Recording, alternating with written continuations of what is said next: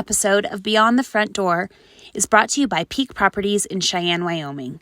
With over 75 years of combined experience in real estate, it's our goal to help clients buy and sell and save by providing the information you want and the professional services you expect. Let us help you with your residential, commercial, HUD, income-producing properties, as well as vacant land and rental needs. To learn more, visit www.sellcheyenne.com. Okay, welcome. You're listening to Beyond the Front Door podcast with Lindee and Rhea. We're real estate agents in Cheyenne, Wyoming, and we work for Peak Properties. And we bring you real estate stories that will make you laugh, inspire you, cringe, maybe cry. We put the real in real estate. Yes. And we got our tagline from our guest today. Oh, we did? Yes. I didn't know that. Surprise. Awesome. So I can't wait to hear about it. We, when we started the podcast, we put on Facebook and said, does anyone have any suggestions on, for the podcast, like tagline? And Christina came up with ours, and that's the one we picked. We let people vote, and everyone voted for it. So I would like to introduce Christina Berta, and I'm going to let you tell us a little bit about yourself, like your family, what you do for a living, how long you've lived in Cheyenne. Yeah.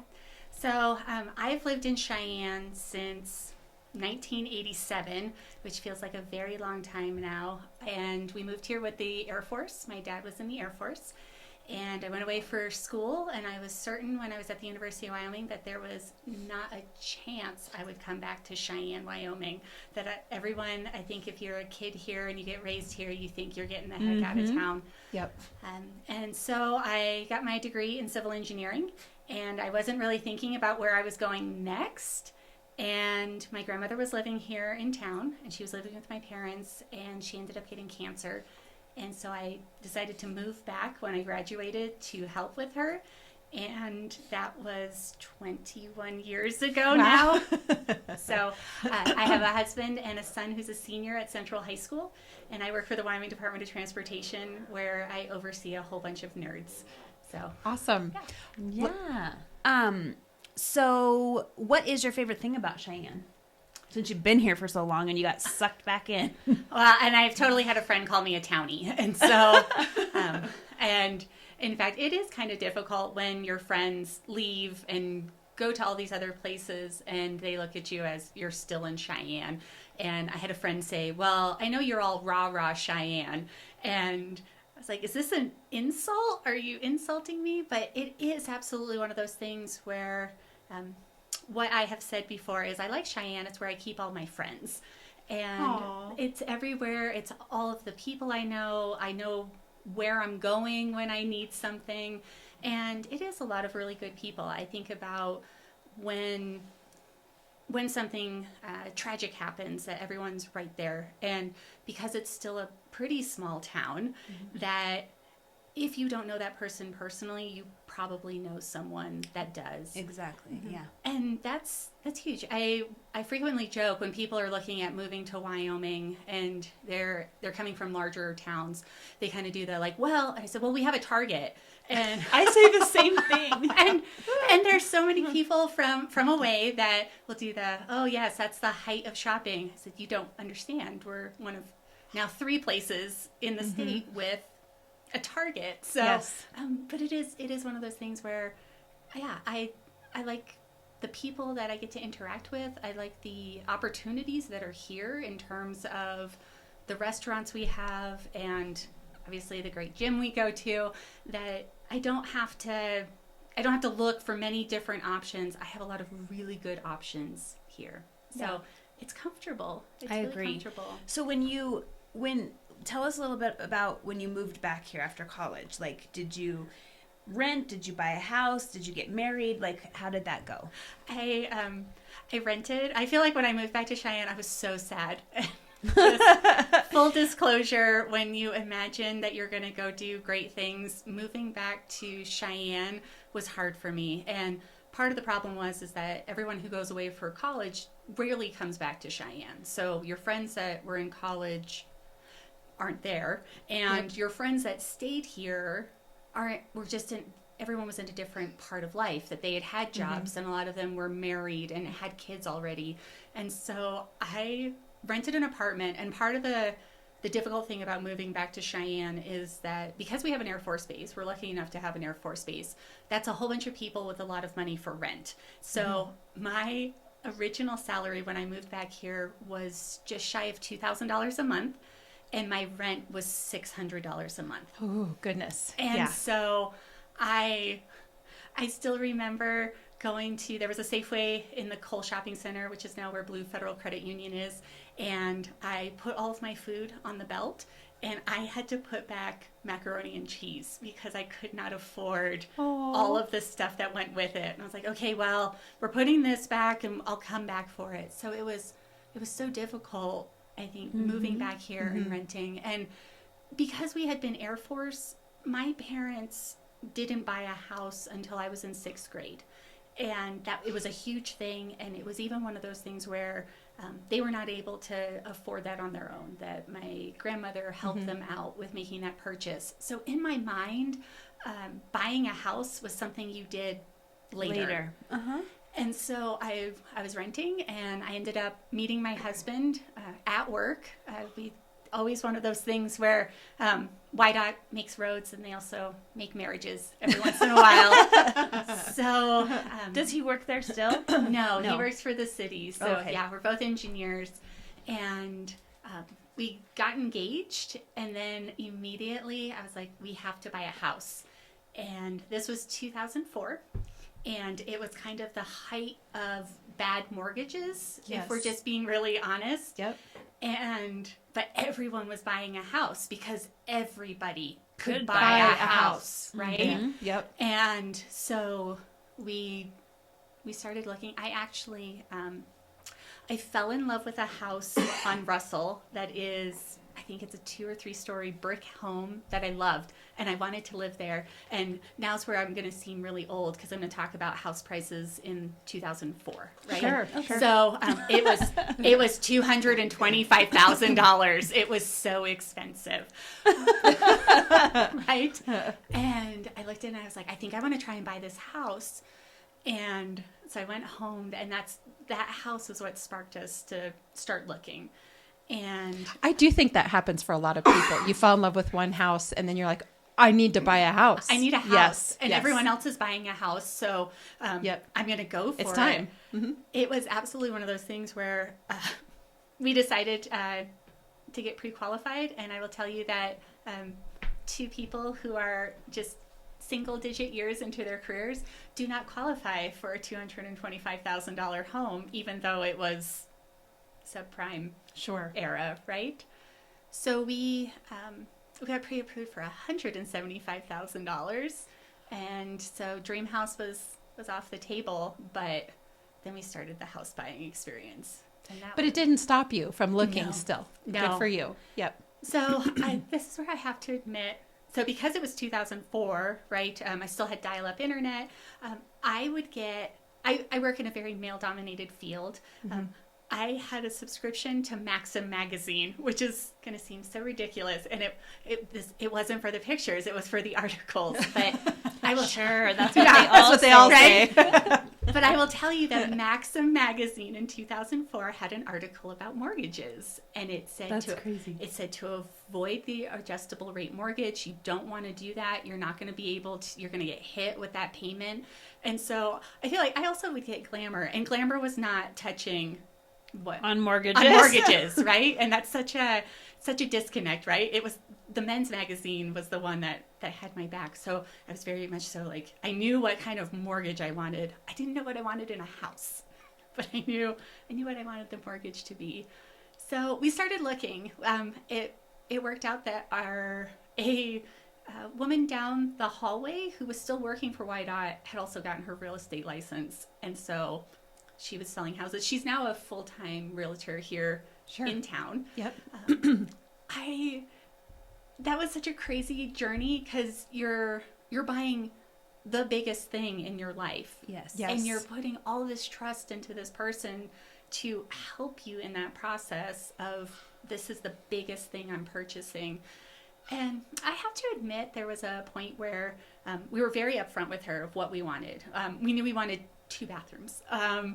I did not want new built. So because I'd been a military kid, we had lived on base where all of the houses are the same. Sure. And so I absolutely did not want to live in a house where I knew that next door was the exact same thing. I knew what where their bedrooms were, Yeah. all of that good Yeah. stuff. So That's a good point. Yeah. There was a point she took us out to a development that she was tied to. Yep. And I nearly had a moment where I'm like, nope, we're done. I don't want to do this. Cause I'm like, this can't be the Only thing house. available. Yeah. Yeah. Yeah.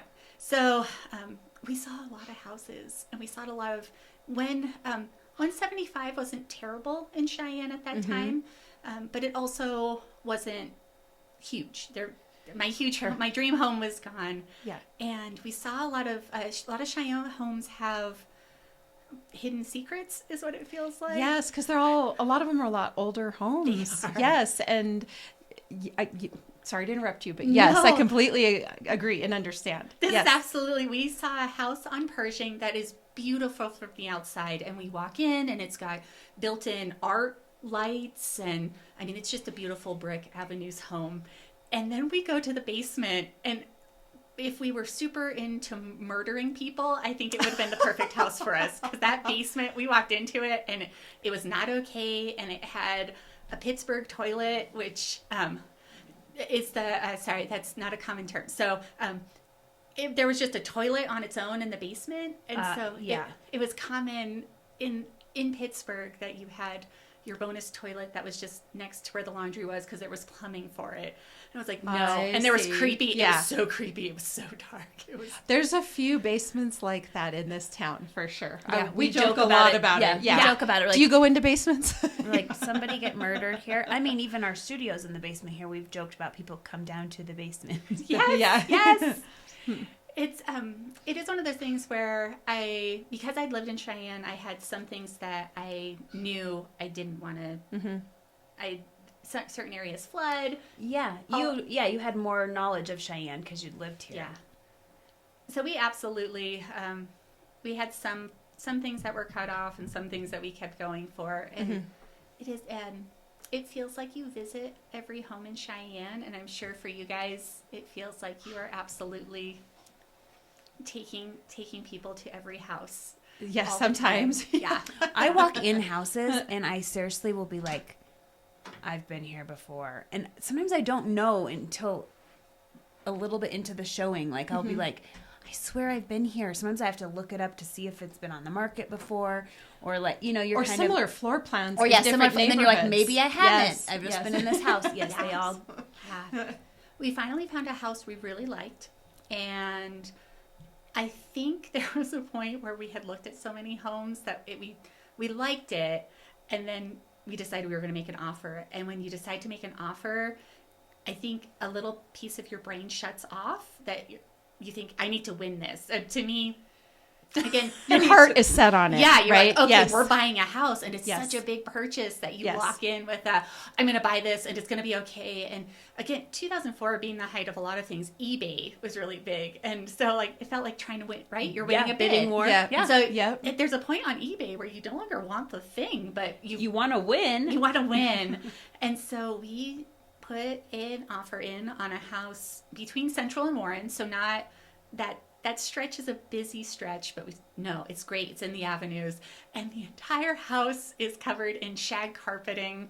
And we go down into the basement, and the basement's shag carpeting is black and white and orange, and it made us dizzy as we went down the stairs. And we're like, no, it's fine. And it was over our budget, but we're still doing no, it's fine. We'll pay full price, and we'll still be able to afford carpet. And that was not a true statement. And the realtor, the other couple would not back down. They were retired. They were all this stuff would not come down on price. And we're trying to explain, we're going to need to replace all of this shag carpeting. No, You're like, the shag carpeting's lovely. Why don't you like it? It's worked for us. You don't need to to. replace it. Yeah, it's in good shape. Yeah, it's in good shape. I even remember that house had a telephone in the bathroom. Oh my gosh. Yes. And so we ended up having to walk away. It was over what we had. We knew it. There was that moment where you realize you still need to eat. You still need to be able to put gas in your car. Even again, thinking back, like gas was, oh my gosh, it was $2 a gallon and it was so expensive. Right. Yes. But Well, and we were just talking about that with one of our interviews yesterday, that just because you're, qualified for a certain number doesn't mean you're comfortable with that number. You want to have walking around money. Yeah. You got to be able to still live and have a lifestyle and not just have it all wrapped up in your house. absolutely. Yes. Absolutely. We kind of cooled off there, but I was still looking online. I was still just looking at what else was out there, and we found a house up by Frontier Park, and I liked what I could see online. So without a realtor, we went up, and because it'd been on the market for so long, we knew that it was empty, that the pictures didn't show any furniture. So we went and peeked in the windows. Yeah. Which is everybody's favorite way to go real estate shopping. Or car shopping. Yeah. Go on a Sunday when no one can bother you.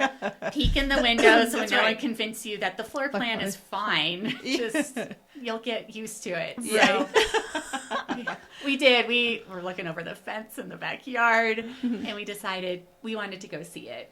So we let her know. We want to go see one more house. And we get it in there, and it's got everything we want. It's got some kind of bonus things. It has a hot tub in the back that no one's sure if it works or not. And we do that. Well, it's got a hot tub. This will be great. Yeah. The hot tub did not work. Oh, we sure. ended up free cycling it, and some Air Force folks showed up to use it as like the trade-in on get into hot tub.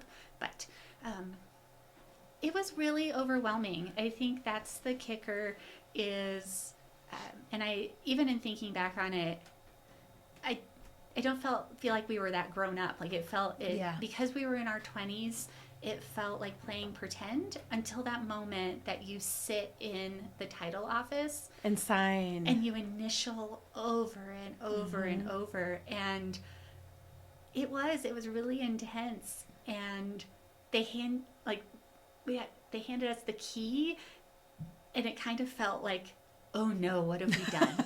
Sure. And again, we were just engaged. We weren't married. And so then that put extra pressure. Like, if you want to add, in that year, I started a new job. We bought a house. We got married. I started grad school.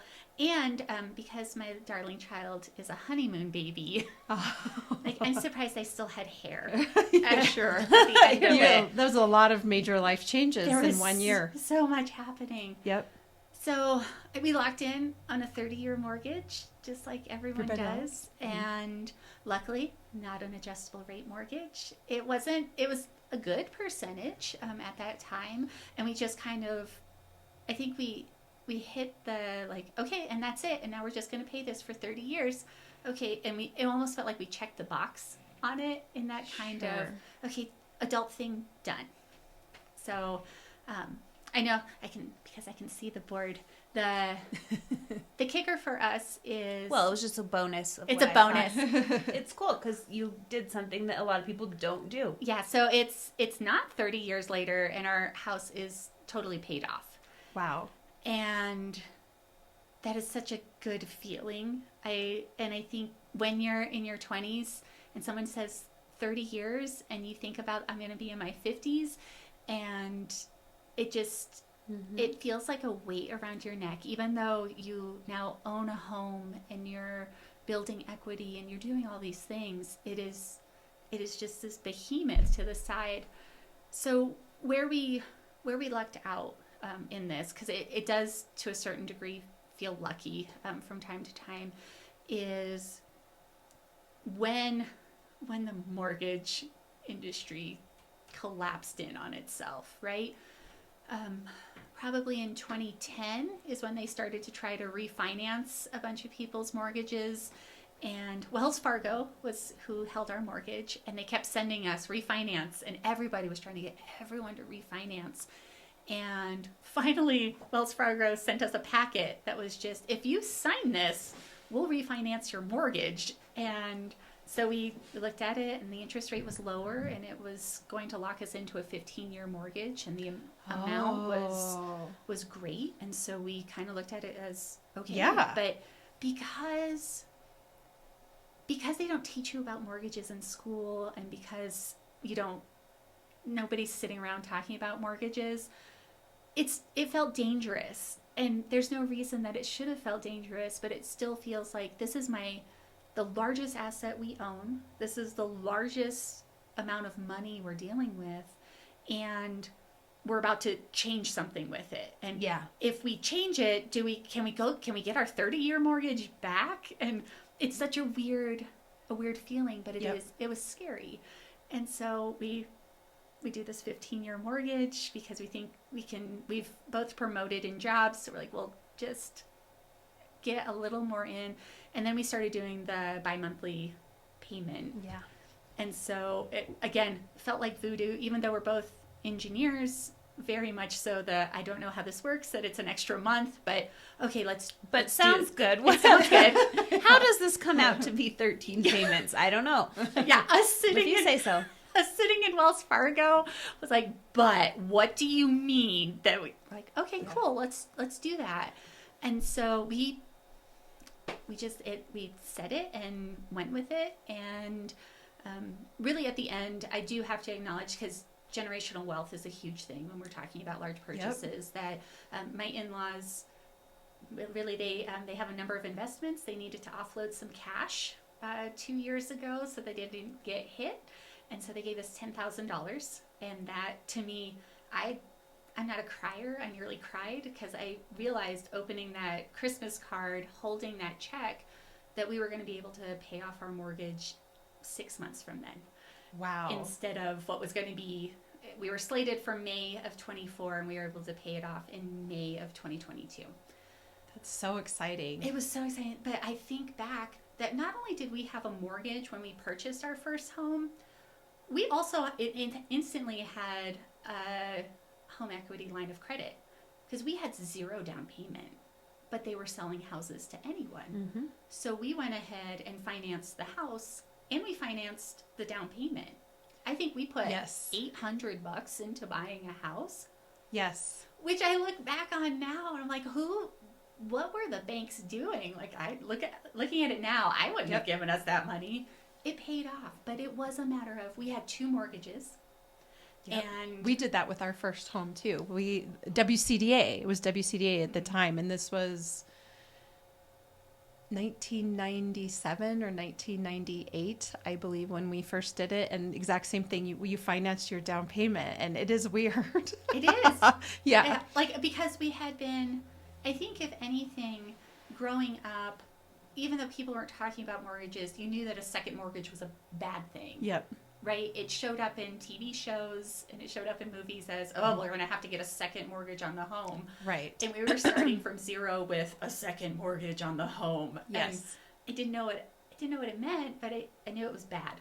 Mm-hmm. Right? So we, when we were able to pay off that second mortgage, we started just trying to dump money into that primary mortgage. And that's where we lucked out.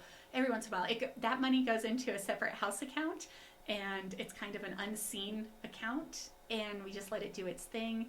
And we realized that it was building up. So we made some extra payments along the way of just, okay. But again, because neither of us, our childhoods they were fine. We were provided for, but financially it wasn't. There wasn't a lot of freedom there. Yeah. And so it did feel, it felt dangerous of, okay, well, we've got money if something happens, but do we give that up towards this mortgage?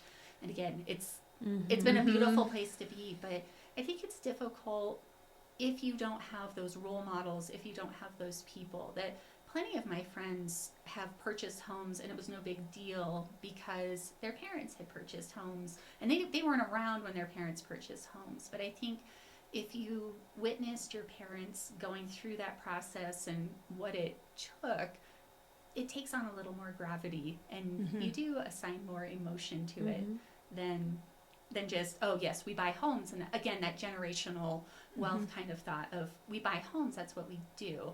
Sure. Not like you guys all buy homes. No, but I really do think it's a good point to bring up, because I think that sometimes, well, especially being like in this career field, you're like, you buy a home, and we just think it's not that big. I mean, it is a big deal. We think it's a big deal, but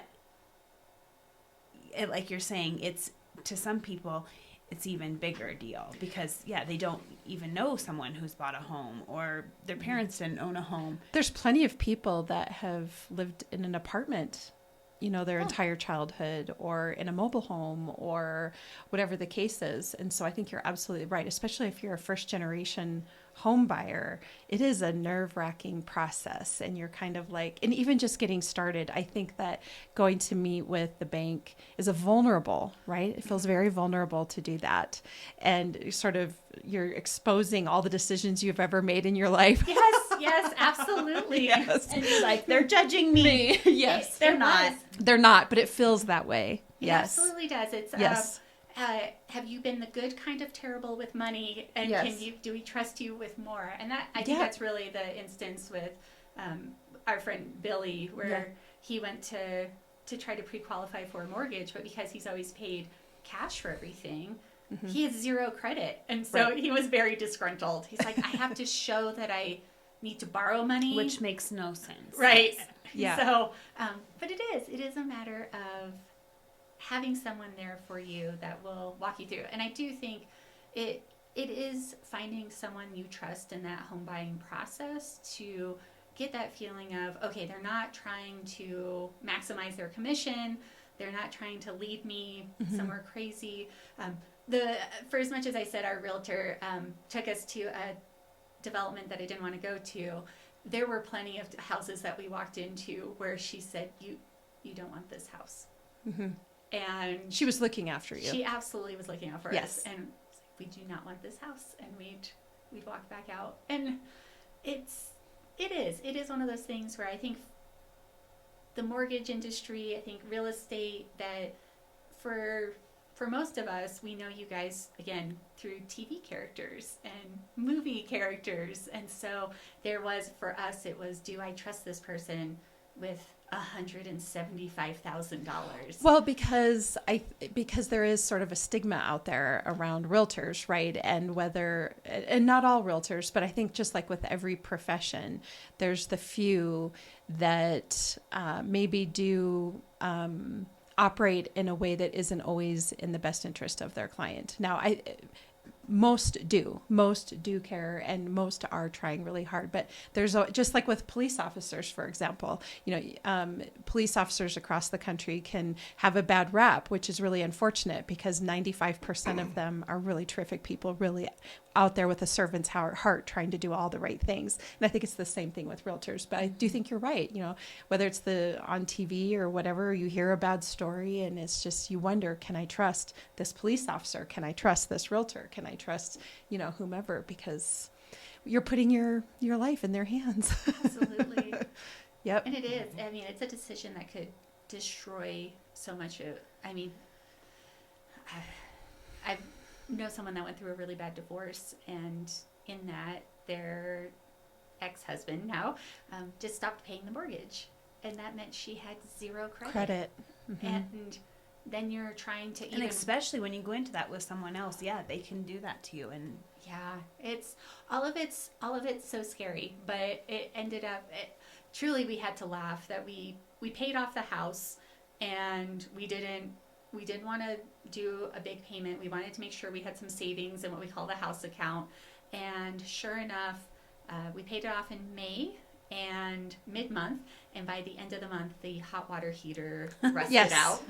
So we're like, okay, well, we kind of had that moment of, we can just go buy a hot water heater. And that's such a big thing, because we did scrape for so long to pay the mortgage, get all of those things handled, that it feels very, I don't know, it shouldn't feel so free. Bougie to purchase like, a hot money for a hot water heater. We've got I'm here to buy a hot water heater. Yeah. You're not even stressed out. Nope, just buying a new one. Yeah. Well, and then that July, our fridge died. And so we kind of did that. Okay, because we did. We're like, okay, the minute we pay off the house, That's something. It happens. I remember where I paid off a car once, and literally I paid it off. I was so happy. In that same week, I'm just driving down the road, the rearview mirror just falls off, and I'm like, oh, so now it's just gonna fall apart. Yeah, Of course. That's absolutely it. But I think to speak to what you're saying about having a mentor or a guide, that's one of the reasons why we started the podcast here, is that you can watch a video that says, here's the steps you need to follow to purchase a home, right?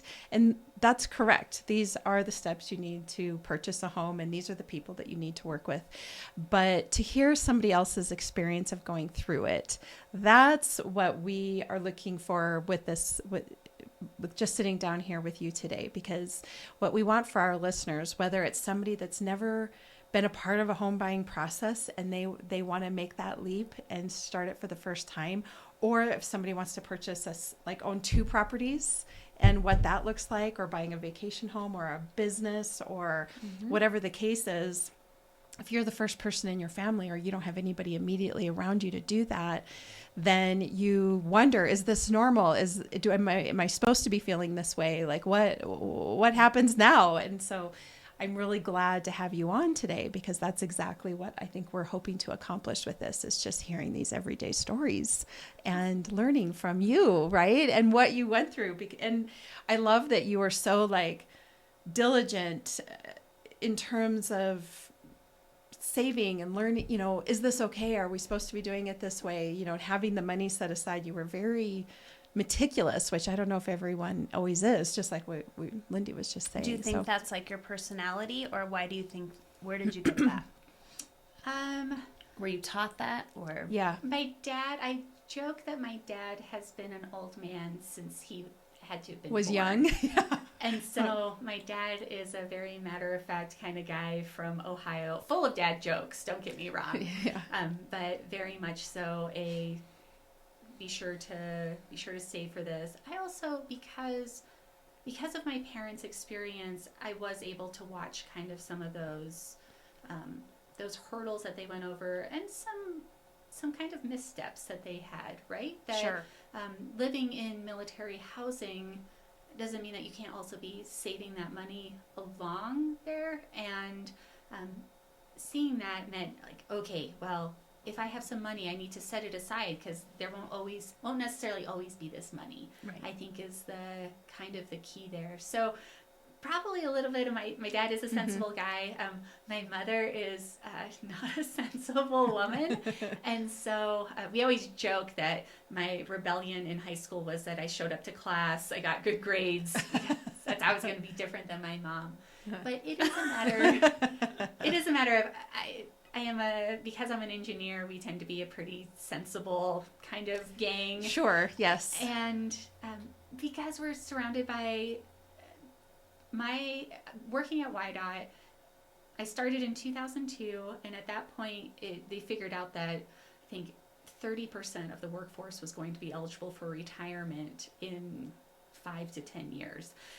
That meant that I had all of these men, just mostly men, who were desperate to dispense wisdom upon me. And it was a little like having 20 to 30 dads at some points, because their kids had grown up, and their kids may have had a misstep of their own. And so there were plenty of times where I ended up being like someone's other kid to give advice to. Yeah, absolutely. Because as we get older, that's what we want to do, right? We absolutely do. This is me now. I realize that I'm that person in the office now. Would you like some advice on that? Well, if you're thinking of it. Yeah. But I think also for us, because we realized my husband's father had worked at a coal mine, and they were union, and he remembers very vividly the year that his father was on strike. And that's a whole year of not pulling in any income. And his mother was a teacher, so there was income there, but not huge income. And I think both of us still recall things like Kmart shoes. And how your Kmart shoes would only last for so long, for like 2 months, and then my mom would duct tape because they would break. They weren't rubber, and so the soles would break, and so sometimes they'd be duct tape, or sometimes she'd use that shoe goo stuff and just make a new sole on the bottom of my very cheap Kmart shoe. And I don't think you ever shake your Kmart shoes.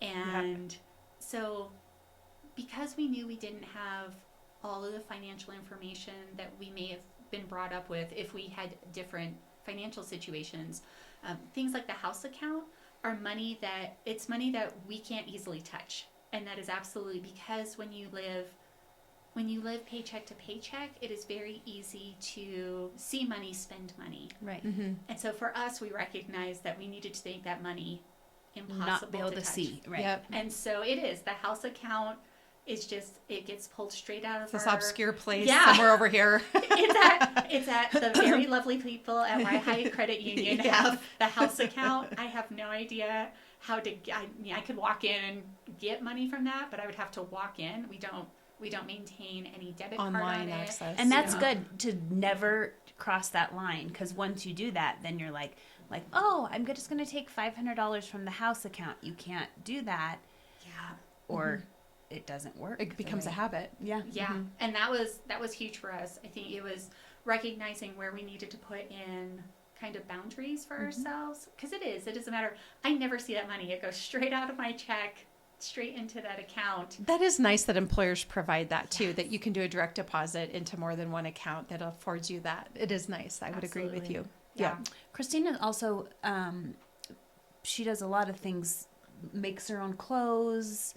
She's I don't know, you're just very resourceful. You've taught yourself a lot of things. I think it was a matter of growing up, my mom made most of my clothes and again, the Kmart shoes, all of that. I think the bonus here is I'm an only child, and so I spent a lot of time alone. And you learn to entertain yourself. So Yes. my entertainment bar is set way low. I am super humored by a bunch of things. But it is a matter of, things like sewing. Well, you realize that. I mean, I watch you and I'm like, I go buy something. I'm like, you show a skirt and then you're like, I could buy this for $200 or I could I make can it make for... it. And she does. Yes. Yeah, I totally, that's the, I do think that's a little bit of my childhood. Well, again, because now I'm getting into that age where I have to be like when I was a child. Like when the JCPenney's catalog, Christmas catalog would show up, I remember that. 3-inch honker Oh, of yeah. a catalog. And you would just dream and you'd fold over corners Yes. and you'd want things. And you weren't going to buy them. If you wanted those things, you were going to have to make them. And so that still sticks with me of, I want that.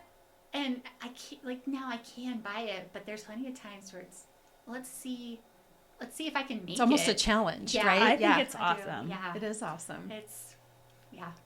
Sometimes my husband's like, oh my God, more fabric. What showed are you up. making? Yeah. More fabric is More showing fabric up. showed up. Yeah. But I came downstairs. So the $200 skirt, I think it was actually a $300 skirt. Anthropology sold a puffer skirt, like a ski jacket puffer, $300, and it's huge. It's like a ball gown skirt.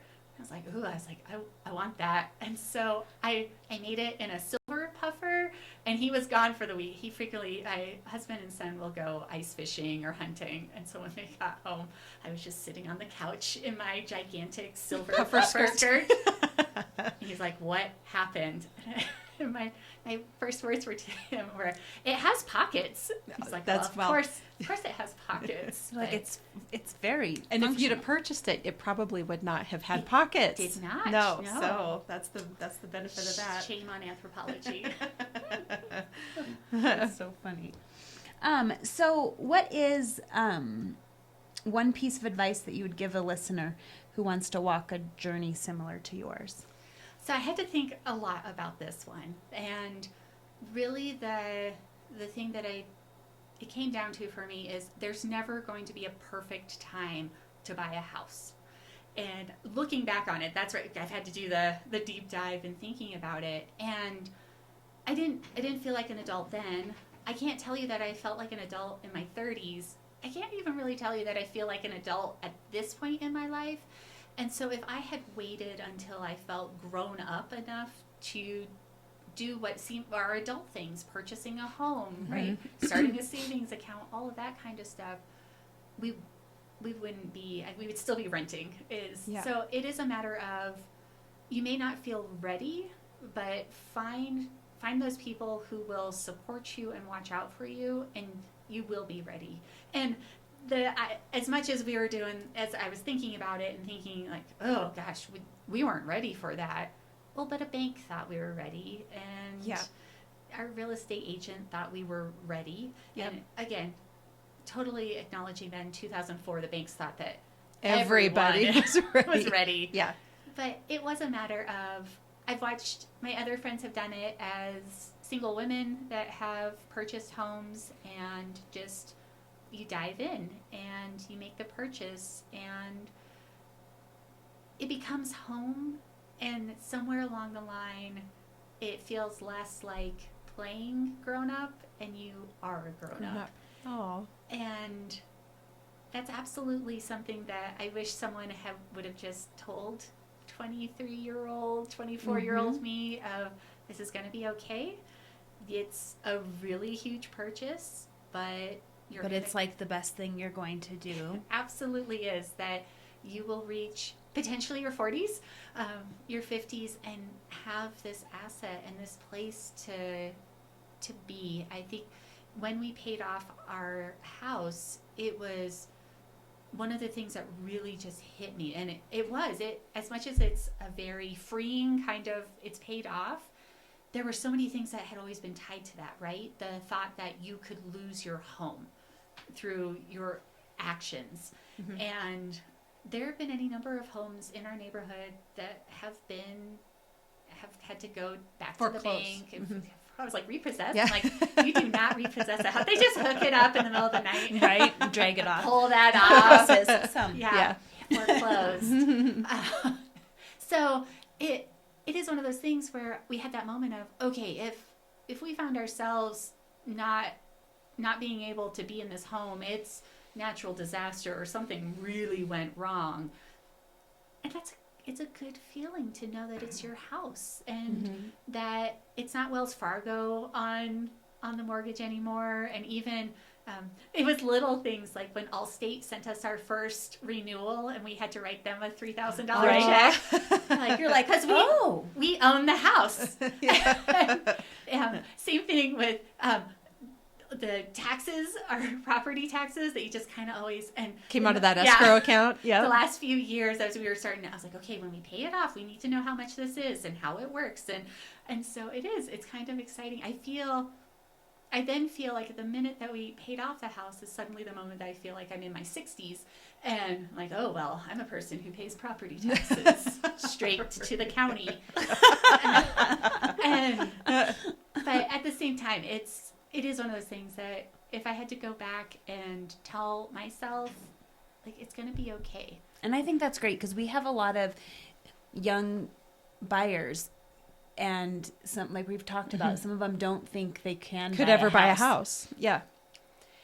And they can buy a house. And actually, I mean, statistically, when both of us come from sort of social service backgrounds, and you think about the aspect of child welfare, for example, children that grow up in a home, the same home, or in a home where the parents purchased it, the likelihood of stability is just higher. It just is. Like, you are doing so much more for your children by purchasing a home, and kind of going, like, starting to become an adult, right? And maturing through that process, owning a home, maintaining that home. We just had Kevin on here a little bit talking about, working with young first-time home buyers and helping them understand maintaining their home and the whole thing. It's all going to make your life better and your children's lives better moving forward. You're you're kind of giving everybody that leap forward to go further in life, I do think that was a big difference between my husband and I had lived in a bunch of different places before my parents bought their home. And he had only remembers living in one house his entire life.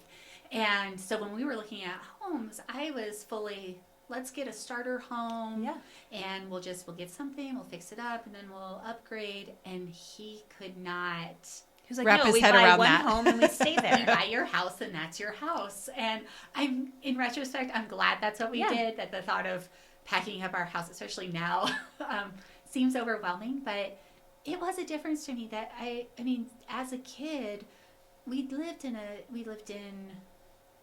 3 different apartments before we moved here. Yep. We lived in temporary housing, we lived in base housing, and it is, I do think, something that really, this might be a little dark, but like as I was thinking about all the places that I lived, I thought about my kid has never had to worry about making sure he packed up all of his stuff. I remember we lost a number of things in our military move here. Boxes just disappeared. Yeah. They're gone. And they were toys. And it's one of those things where as a 3rd grader moving all the way across the country, like, yes, it's stuff, but it's your stuff. And I thought, yeah, absolutely. He's never had that moment of pack up all of your stuff. We're moving. And I'm glad we were able to provide that for him.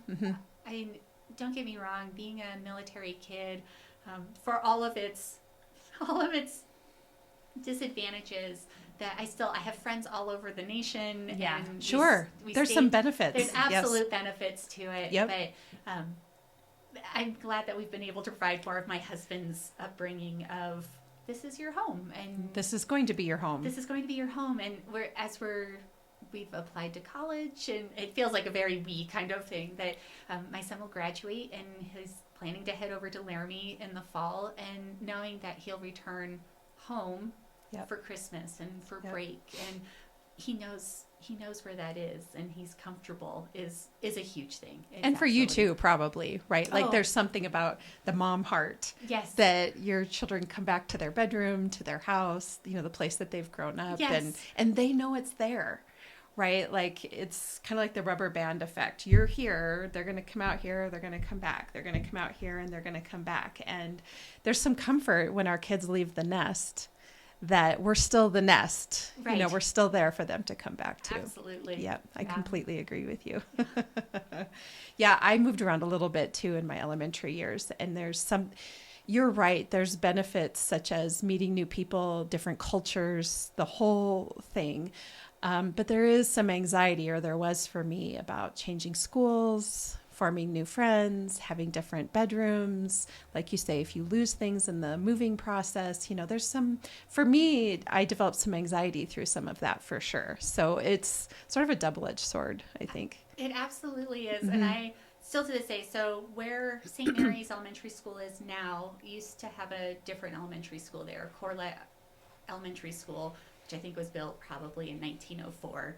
And I can still see the day in my mind that my mother dropped me off for the first day of school there. Yes. And she gave me a hard time because I told the story one time. I said, I didn't want to get out of the car, and you said, just go. And she's like, Christina, that is not how that went. But I remember it my way. Right. That's what I say. That's how I felt. Yeah. I remember it did. differently. She was like, you don't have to go home, but you can't stay here. Like, kicked me out of the car. And I remember sitting on the steps of that school. I can see it in my mind. And eventually, again, I picked up friends, and You were okay. I was okay, but it's huge. And it is, you do carry that with you throughout your childhood. And even, as a former military brat, I admit that when someone says that they're moving or they're leaving, I cut them off very, it's such a... You've learned to do that. Yeah, and so they're gone. They don't exist anymore. And and I feel really badly because when someone's like, we're moving, I'm like, okay, hi. Adios. Yeah. I'll find you on Facebook. So that's the great thing about Facebook. yeah. So, but it is a matter of being able to, having my own home, I think, is the other thing, is not having to think about where are we renting, where are we going to land, all that good stuff. And working for YDOT, we have a lot of those military traits where we have offices across the state, and as people promote, they have to move to Cheyenne, and that can be scary. So I call on my old military kid background of, okay, you're moving here from Basin, we're going to help you. This is the grocery store.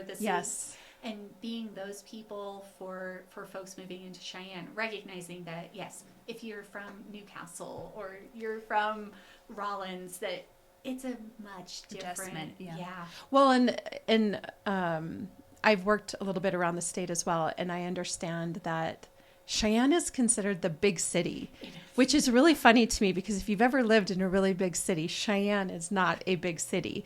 But compared to Basin or Newcastle or, Riverton or any of those, smaller, less than 10,000 people towns, Cheyenne with its 100,000 population in Laramie County, it's a big adjustment. It is. Yeah. Absolutely. You gotta warm everybody up to that. Yes, absolutely.